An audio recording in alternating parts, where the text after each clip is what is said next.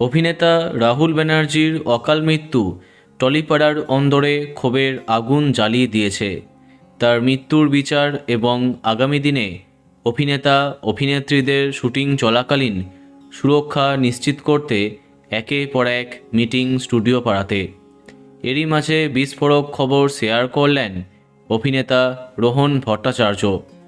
Artist ফোরামের মিটিংয়ে অংশ নিতে না পারলেও হসপিটালের বিছানা থেকে তার পূর্ণ সমর্থন জানিয়েছেন। সেই সঙ্গে তার সঙ্গে ঘটে যাওয়া এক ভয়ঙ্কর ঘটনা শেয়ার করলেন অভিনেতা। 2012 সালে আজকের মতো সোশ্যাল মিডিয়া ছিল না। রেল লাইনে বিনা অনুমতিতে শুটিং চলছিল।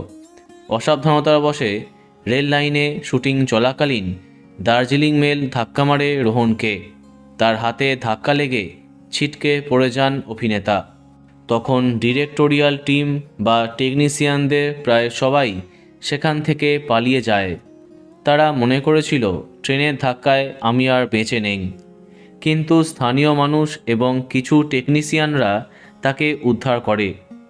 অভিনেতা আক্ষেপ করে জানান, সেদিন তিনি মারা গেলে সবাই হয়তো জানতো তিনি রেল লাইনে ঘুরে বেড়াচ্ছিলেন।